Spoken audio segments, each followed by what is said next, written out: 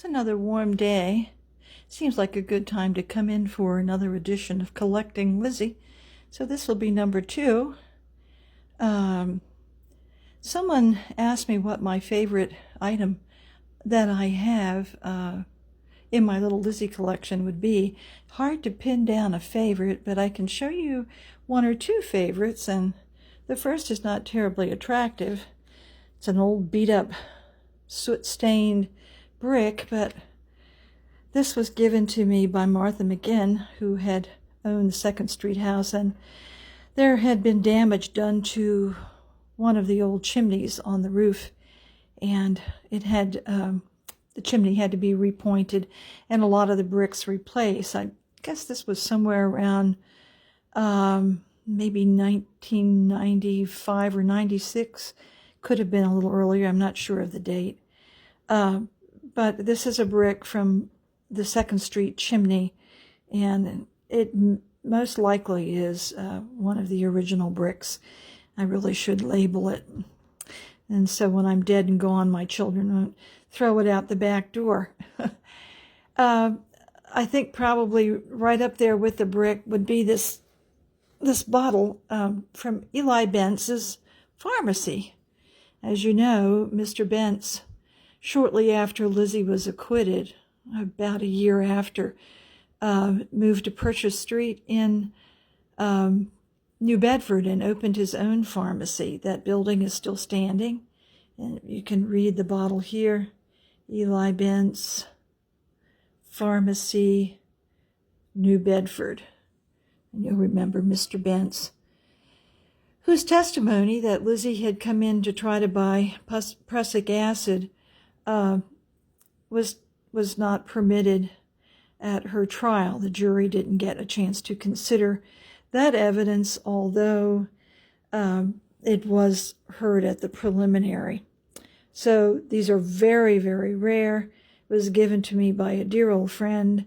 I have never seen another one, although when I go to New Bedford, I really look hard in the antique shops to find another one.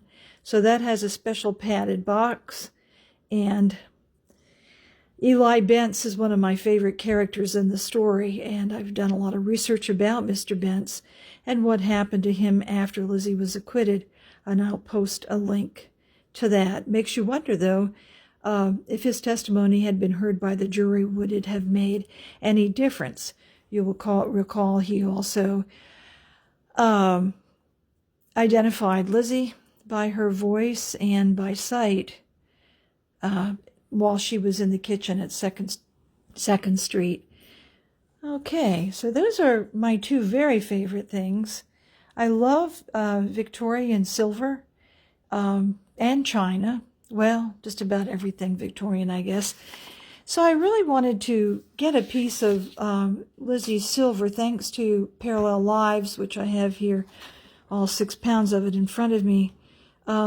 Gorham, very famous Providence area silversmith. In fact, my wedding silver from 1972 is Gorham. Lizzie's pattern was called Hanover.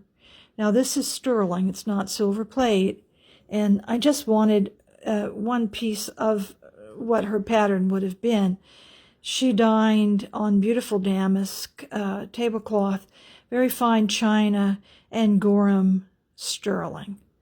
And when they say sterling, then they meant it. I've noticed the new Gorham silver patterns, when I buy additional place settings, are not as heavy and don't appear to be as well made. They tell me that this is a sugar sifter of some kind, maybe powdered sugar. But anyway, it's fun to have one piece of Lizzie silver. Wish I could afford a whole place setting.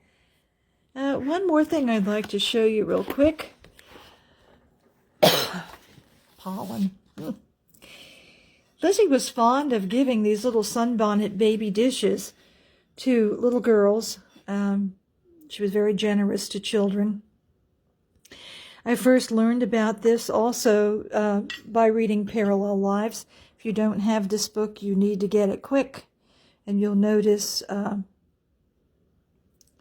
the same pattern here. This is Royal Beirut, which was kind of premier china of the time. It's marked on the back. Let's see, I might have that upside down. You'll remember Lizzie gave the little Jack and the Beanstalk Royal Beirut tea set to Ernest Terry Jr. So it's kind of fun to have this. There are, I think, the 7 days of the week, washing, ironing, and this plate she's cleaning. And I think the one in the book here, she's doing the laundry.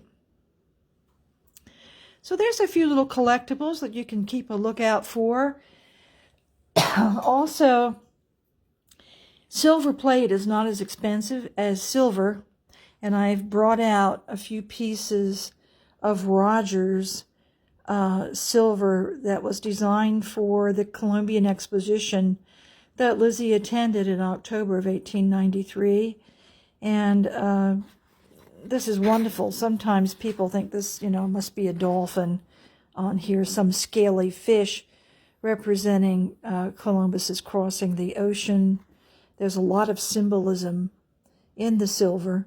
All of Lizzie's daily silverware that she used in the dining room at Maplecroft was monogrammed. In fact, Lizzie monogrammed just about everything. The Terry family has currently in its possession a great deal of the Maplecroft silver, including the silver water pitcher that has Maplecroft on it. Maybe Lizzie was afraid someone was going to try to take it away from her, but she did put her monogram on everything. So this was a very popular pattern in 1893, but this once again is plate. And of course Lizzie would have wanted the better thing, which would be the sterling silver.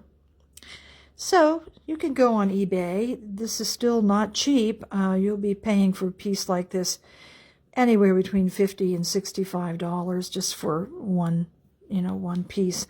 But I'm thinking I'm going to frame it and hang it in my kitchen in a little shadow box.